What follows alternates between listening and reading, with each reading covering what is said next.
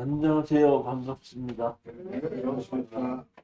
오늘이 5월 22일, 둘째, 넷째 토요일인데, 오늘은 넷째 토요일이죠. 오전 11시에도 강의를 했고, 오늘 3시에 하는 강의는 동영상으로 라이브로 강의를 합니다. 혹시 오늘 이 시간에 못 오시는 분은 집에 가셔서 이 밴드에 들어가서 동영상으로 수시로 볼 수 있다고 생각하시면 됩니다. 자, 오늘도 제일 첫 번째 물건을 말씀드리겠습니다. 이번에는 신건인데, 제가 이 신건을 잘 안 골랐는데, 신건으로 나와 있는 걸로 되어 있고, 근데 사실은 신건이 아니고, 감정 가격이 얼마죠? 보게끔 되면 1,600만 원이죠. 1,600인데 지금 한번 떨어진 걸로서 있는데 여기에 건물이 있기 때문에 한번 떨어진 간격으로 하기 때문에 신건으로 이렇게 보이는 겁니다. 보면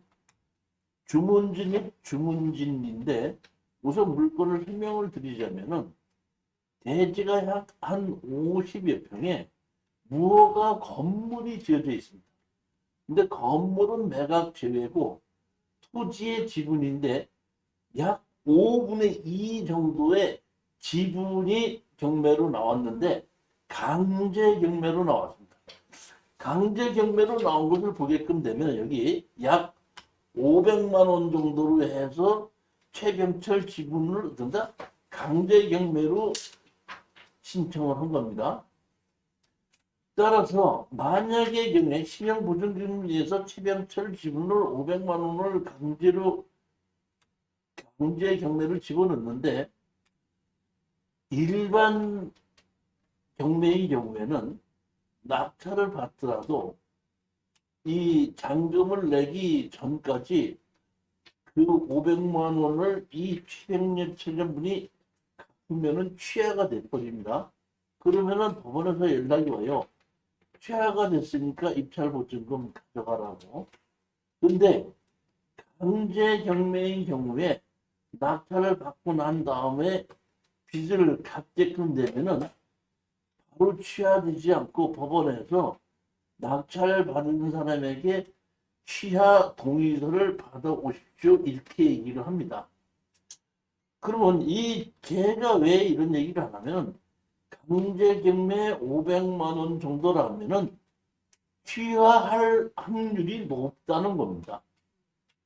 취하할 확률이 높기 때문에 우리는 잔금을 내지 않고도 취하를 하게끔 되면은 우리 입찰 보증금 다시 찾아오고 취하 동의서를 찍어줄 때 몇백만 원의 수익을 올릴 수 있다. 이런 의미에서 제가 추천한 물건입니다. 그런데 만약의 경우에 취하가 안 될 수도 있겠죠. 그럼 취하가 안 됐을 때에 우리가 이거를 어떻게 대체해야 되는 방법이 있어야 되겠죠. 그 취하가 안 됐을 때 대체하는 방법을 가지고 보시게끔 되면은 잘 보시다. 타인 공유자 이원 시기의 소유의 무허가 건물이라고 그랬죠. 건축물 관리 대상은 없는데 감정평가사가 조사해 봤을 때 이원식의 소유라는 것이 있다. 그러니까 탐문을 했을 때 이원식의 소유가 있다는 얘기고 최병철이라는 사람의 지분만 경로로 나온 겁니다. 근데 여기에 보게끔 되면 거주자는 조규복이라고 했죠. 다시 말하면 전입신고는 없는데 조규자라는 분이 여기서 거주를 하고 있다 이런 뜻입니다. 무슨 얘기예요? 현황이 그렇게 되는 겁니다. 건물은 있는데 무허가 건물이고 그 다음에 주인이 2명인데 그 2명 중에서 169분의 75분의 2 정도만을 우리가 낙찰을 받은 건데 제일 처음에 제가 바라는 것은 취하되기를 바라고 입찰 들어간 거고 만약의 경우에 취하가 되지 않았다 그러면은 우리가 해야 될 것은 내 지분을 이 원석에다가 원식에다 팔고 나오는 방법이 하나가 있고 아니면 이 원식에 땅을 내가 가져오고 건물도 내가 가져올 수 있는 방법이 있습니다. 그러니까 어떻게 되든지 세 개 중에 하나인데 가장 중요한 것은 내가 이것을 가져왔을 때 제3자에게 어떤다? 매매를 할 수 있어야 되는데 일반 매매를 하는 경우에 내가 이 땅에 건물을 지을 수 있다 그러면은 매매가 되는데 여기 보시게끔 되면 지적도상 보면 이렇게 도로가 없죠. 냉지로 돼 있는 땅을 샀을 때 내가 공인중개사한테다가 이 땅을 팔아달라고 하면 공인중개사가 지적도상 도로가 없는 거를 팔아줄 것 같아? 안 팔아줄 것 같아요? 안 팔아줄 수도 있죠. 그렇기 때문에 제가 보면 자 여기서 보시게끔 되면 항공사진 보면 이렇게 현황도로가 있죠. 현황도로가 있는데 여기 보면 이 우리 마을 앞으로 이렇게 지나가는 도로도 있고 내 땅 앞으로 이렇게 지나가는 도로도 있죠. 이 도로는 우리가 이런 도로를 뭐라고 얘기하나 하면은 마을 안길이라고 얘기합니다. 어느 한 집에서 쓰는 것이 아니라 동네 전체 사람들이 쓰고 있죠. 만약의 경우에 이걸 도로를 막는다면 한두 가구가 문제가 여러 가구가 문제가 돼 있죠. 이럴 때는 마을 안길로 인정이 될 때는 지적도상 도로가 없어도 건축허가는 내줍니다. 그렇기 때문에 제가 보기에는 제일 먼저 보면 시야 시를 바라는 것이 우리가 원칙이고 시야가 안 된다고 할 때는 그 나머지 지분권자한테다가 내 지분을 팔고 나오든지 그러니까 건물을 소유한 사람이 있지 않습니까? 건물을 소유한 사람이 나머지 땅 지분도 가지고 있으니까 그 사람이 웬만하면 내 땅을 살 거라는 얘기예요. 그렇지 않으면 만약 그 사람이 안 산다 할 때는 건물과 그 사람 땅을 내가 다 가져와야 된다 이런 얘기인데 여기가 위치가 그러면 다 가져왔을 때에 팔려고 했을 때 얼마에 팔 수 있겠냐 이런 얘기거든요. 자 여기 보시면 여기 주문진 안 가보신 분 주문진 안 가봤어요? 가봤어요? 여기 주문진 시장이 있죠. 여기 주문진 시장의 근처에 있고 여기 보면 여기도 바닷가 근처죠. 그러니까 이 주문진 시장 근처에 만약에 이 8m 도로변에 붙어 있는 집이다 그러면 걔가 거래가 되는 걸로는 300만 원에 거래가 되는 걸로 알고 있어요. 근데 여기가 그렇지 않다고 하더라도 여기는 100만 원이면 충분히 매매가 가능한 곳입니다. 100만 원 정도는. 근데 지금 우리가 다 하는 것이 얼마냐면 평당 50만 원에 우리 사는 거거든요.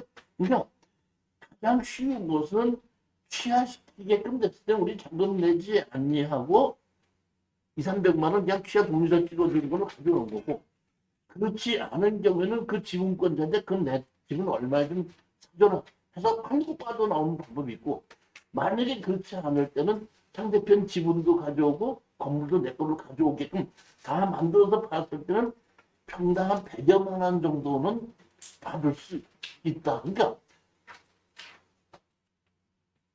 짧게 잔금 안 내고 한다고는 이거 한 달 안에 끝나는 거거든요. 그러면 한 2, 300만 원을 버는 거고 이것을 나머지 지분권자한테 우리가 팔고 나온다 그러면은 한 5, 6개월 정도는 3, 4개월 정도는 걸릴 수가 있는데 그것은 한 1,000여만 원 정도나 한 5, 600만 원 정도는 벌 수가 있고 만약에 상대편하고 다 협정된다 아무것도 안 돼서 나머지 지분도 갖고 오고 건물도 갖고 다 갖고 온다면 1년 반 정도는 걸리지만은 한 3천만 원 정도의 마진을 올릴 수 있는 단위다 이렇게 보시면 됩니다.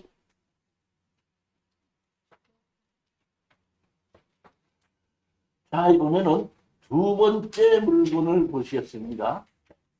인천 중구 덕별 인천에서 오셨습니까? 아유 반갑습니다. 지금 막 인천 물건을 이제 지금 그 교재도 갖고 오셨네. 집에서 뜯어보지도 않으셨나 봐. 아니요, 그냥 뜯어보셨어요. 근데 제가 왜 이런 말씀을 드리냐면은 하나님께서 저를 불쌍히 여기서 이렇게 좋은 물건이 이렇게 49%까지 떨어지는 일은 없습니다. 그런 일은 없다는 걸 여러분이 아셔야 됩니다. 자 여기 보면 인천광역시 중구 덕교동에 토지 건물 일괄 매각으로 나와 있죠. 건물이 일괄 매각으로 나와 있다는 뜻은 건축물을 관리하고 등기부등본이 있다는 뜻입니다. 거기에 보게끔 되면 4억 8천짜리가 2억 3천9백까지 떨어졌습니다. 여기 앞에 보면 이렇게 현황도로가 있는 것이 보이죠, 사진에. 저는 사실 여기 현장 가보지는 못했어요. 가보지는 못했는데 여기 보면 중구 농협 설정도에서 지상권만 설정이 되어 있거든요. 자, 건물을 산다고 부동산을 사면 무슨 무엇을 산다고 그랬죠, 제가? 사용의 권한이죠. 그러기 때문에 건물이 있을 때는 건물이 그 땅을 사용하고 있으니까 건물을 사용하면 내가 사용의 권한이 넘어오는 건데 땅만 사게끔 되면 건물이 없지 않습니까?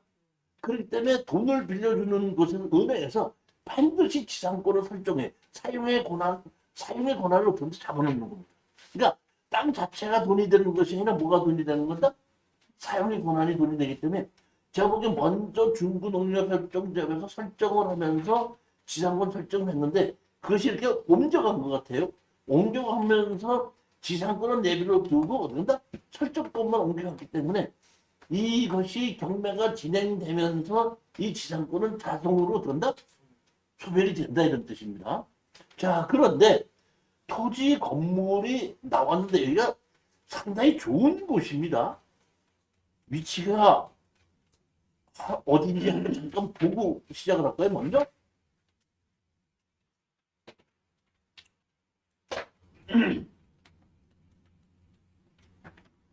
자, 여기가 지금 인천공항이죠.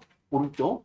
공항 끝에서 이렇게 들어오고 여기서 보면 선착장에서 배를 타고 이렇게 앞에 든다. 여기 저기 막 섬까지 갈 수 있는 곳에 있는 여기만 바닷가에 있는 땅입니다. 위치는 상당히 좋은 겁니다. 그러면 이렇게 좋은 땅이 가격이 이렇게 반으로 떨어질 때까지 다른 사람이 안 산다는 얘기는 지적부상 도로가 없죠. 이 지적부상 도로가 없잖아요, 지금. 아까 주민진하고 똑같은 겁니다. 지적부상 도로가 없죠. 그렇죠? 근데 현황도로는 있죠. 현황도로는 있습니다. 근데 아까와 주민진하고 달리 이 현황도로를 이용해서 집을 짓는 것이 한 집밖에 없습니다. 이것은 우리가 아까 주민진하고 얘기했던 마을 안길이라는 것이 아닙니다. 마을 안길 아닙니다. 그렇기 때문에 여기에 보시게끔 되면 여기 이것이 물건번호 1번이 나와 있고 여기 땅이 또 하나 서 물건번호 2번도 같이 나와 있거든요. 여기에 244-2가 있고 244-1이 있는데 물건번호 1번, 2번으로 나왔고 여기에 국어가 있는데 국어는 필요 없이 실질적으로 보면 이쪽으로 이렇게 해서 현황도로가 있는 거예요. 이렇게. 이 현황도로 갖고 여기 집이 한 채밖에 없는 거거든요. 무슨 얘기인지 아시겠죠? 그렇기 때문에 여기 244-2에 여기에다가 집을 짓겠다 그러면 건축허가 안 됩니다. 제가 알기로는 그렇습니다. 담당자가 이거 내주는 리가 없습니다. 그러니까 아까 주문지에는 지적도상 도로가 없어도 거기는 현황도로로 마을 안길에서 마을 안에 여러 가구가 사용하기 때문에 그거는 도로를 인정해서 건축허가를 내주지만 이렇게 현황도로가 있어도 한 집밖에 쓰지 않는 경우는 마을 안길이라고 보지 않기 때문에 사용승낙서 받아오라고 그러고 안 해줄 확률이 아주 높다는 겁니다. 그리고 제가 보기에 이거를 낙찰을 받으려고 했을 때에 아마 내일 월요일 날 여기 있는 집에 가셔서 전화를 걸어서 건축하고 내주냐고 물어보세요. 제가 보기에는 안 내준다고 하기가 안 내준다고 했기 때문에 가격이 떨어졌을 거라고 본다. 그렇기 때문에 저로서는 244-2는 한 번 더 떨어졌을 때 하고 앞에 있는 244-2 이를 보게끔 되면 지금 건축물이 있죠. 건축물이 있어도 이 건물을 허물고 신축을 한다면 오늘의 건축법이거든요. 그 안 해줄 수가 있습니다. 그렇지만 대축도 안 해줍니다. 그러니까 이 건물을 지금 그대로 살릴 수 있는 것은 방법이 대수선밖에 없습니다. 대수선을 하고 대수선하고 여기 앞에 있는 이 현황도로를 제대로 내가 다 찾아서 만들어 놓고 이제 다시 말하면 그 앞에 또 한 집이 있죠.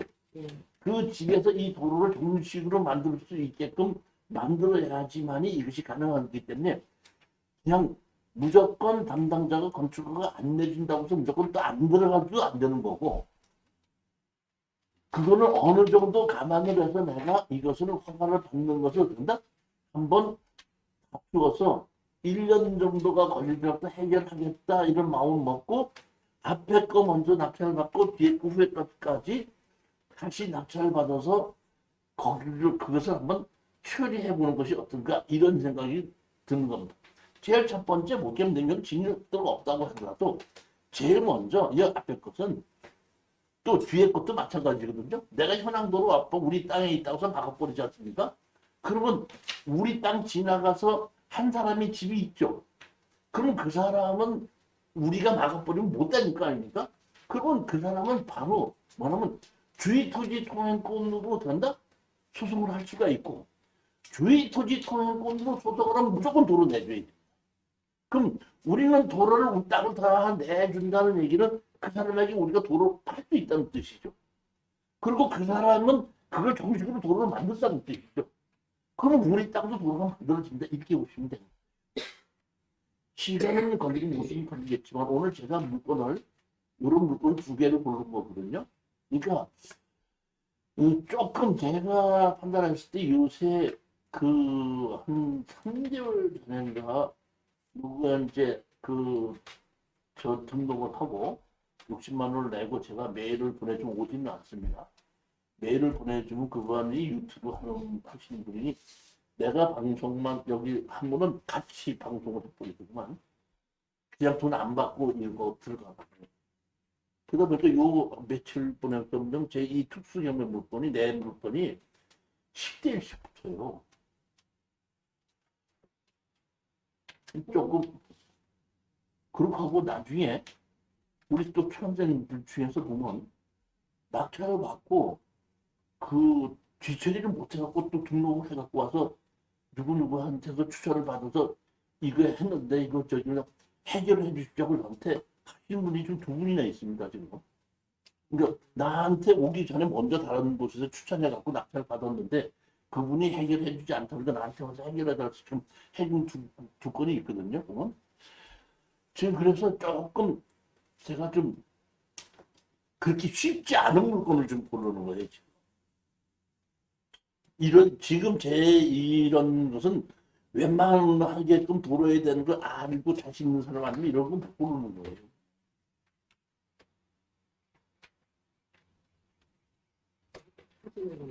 여기 보면 여기 집이 한 채, 또 여기 집이 한 채가 있죠.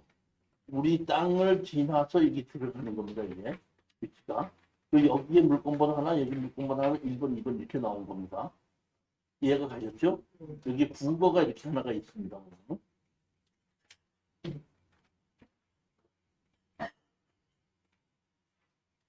앞에 현황도가 있고 집이 이렇게 있죠?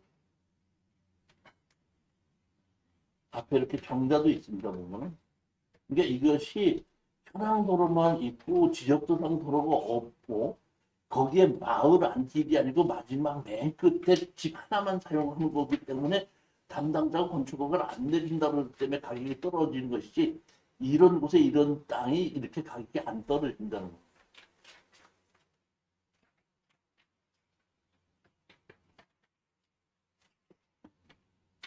세 번째 물건을 보시겠습니다. 연천군 백합면 토지 건물 전체 매각입니다. 연천에 있는 건물 팔려요, 안 팔려요? 안 팔려요? 제 경험에 의하면 주변 가격보다 싸면 다 팔립니다. 그러니까 얼마에 파느냐는 얘기지 안 팔린다는 얘기는 파는 사람과 사는 사람이 가격이 안 맞다는 얘기지 물건 자체가 잘못됐다는 물건은 아닙니다. 그러니까 싸게 사면 싸게 팔면 되는 거예요. 그러니까 여기 보면 감정 가격이 2억 천인데 지금 얼마까지 떨어지죠? 1억이 떨어졌죠? 1억 천에 낙찰 받아서 1억 5천에 팔면 되는 거예요.